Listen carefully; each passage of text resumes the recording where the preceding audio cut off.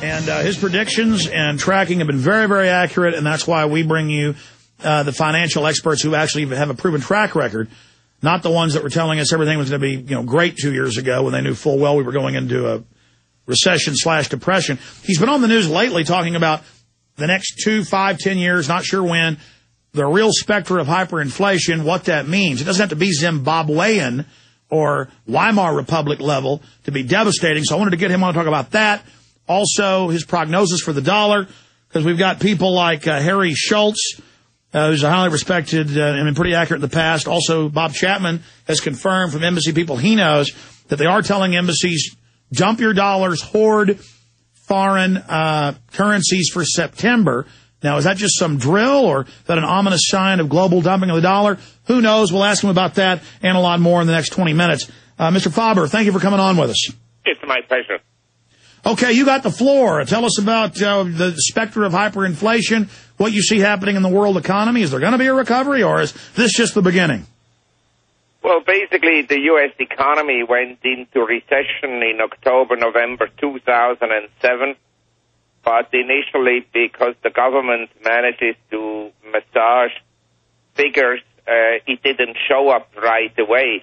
But after September 2008, the global economy fell off a cliff, and we probably kind of bottomed out in March, April, but it doesn't mean that we will have a strong recovery.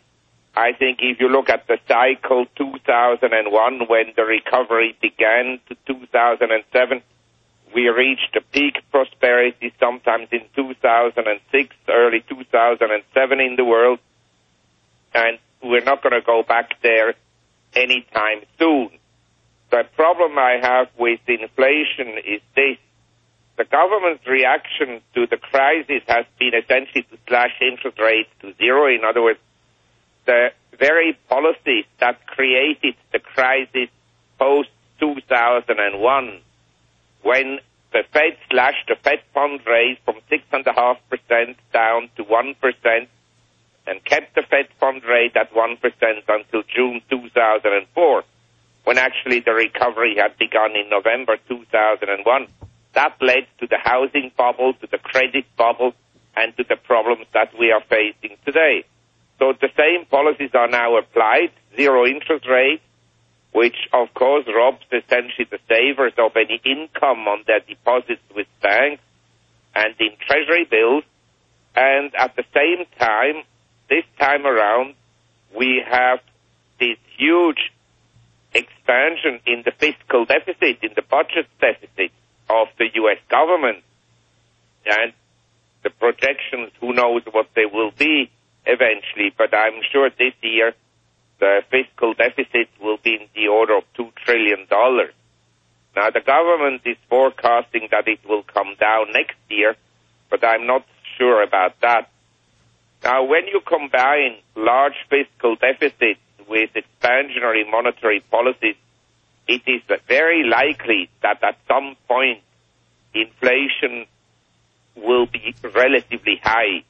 Once inflation is relatively high and the economy doesn't recover, then the government will print even more money, and that will then accelerate the level of inflation rate. Now, over the decades tracking this, sir, and being on the boards of scores of countries internationally looking at this, what's the inside scoop, if any, on what the private Federal Reserve is really planning, what the central banks in Europe are planning? I mean, they're openly announcing all this new power to regulate themselves, to grab whole areas of the economy. Obama's firing heads of GM and hacking it up in pieces and handing it out to cronies.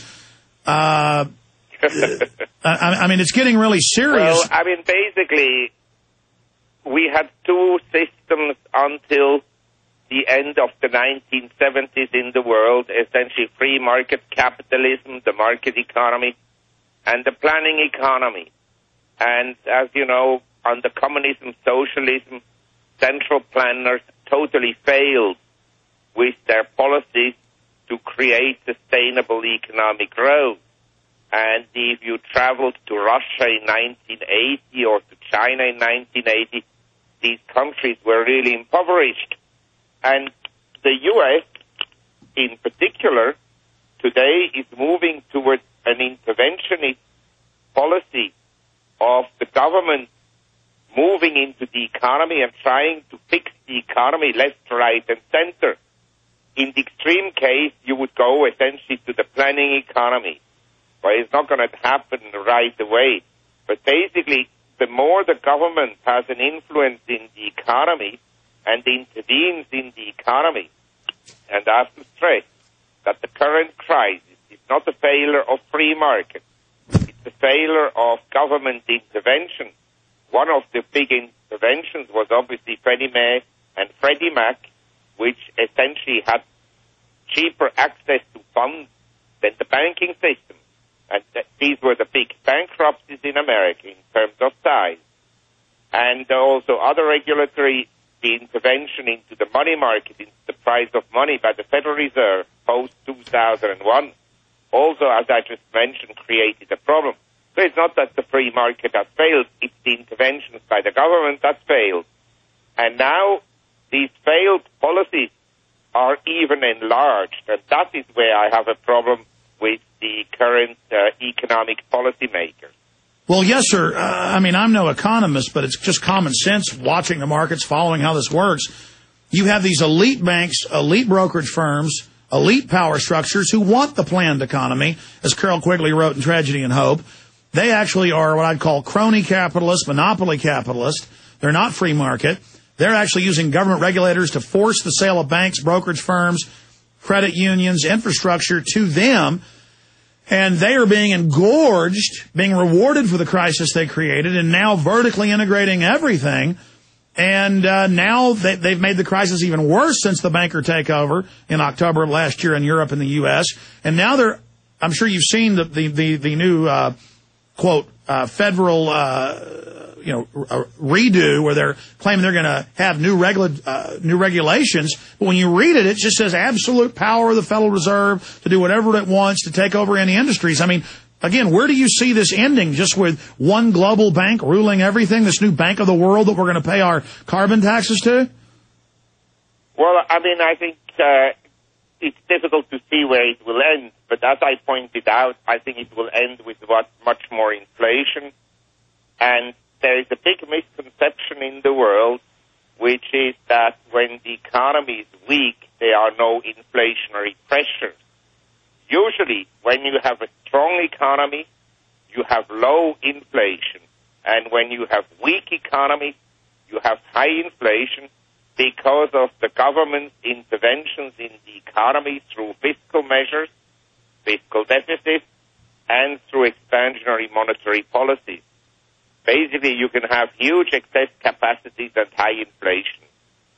The two have nothing at all to do with each other. Well, would you call this... I think we will have high inflation, and at the same time, I think what we will eventually have is some kind of social unrest, because I can't believe that people will be fooled forever by what you call crony capitalism. Yes, sir. And I want to speak more on that, but that begs the question, how long can this go on with this crony capitalism or monopoly capitalism? Well, it can go on for quite some time and, make things much worse. But my view would be that within the next 5 to 10 years, when the public realizes that the economy does not improve and possibly, in my opinion, actually deteriorate, and it is faced with actually higher taxes, which may not be obvious, but they will happen because of the large deficit, then at that stage I think there will be, a social revolution or some kind of social revolution, or the next thing the government will do to distract the attention of the people on bad economic conditions, they'll start the war somewhere.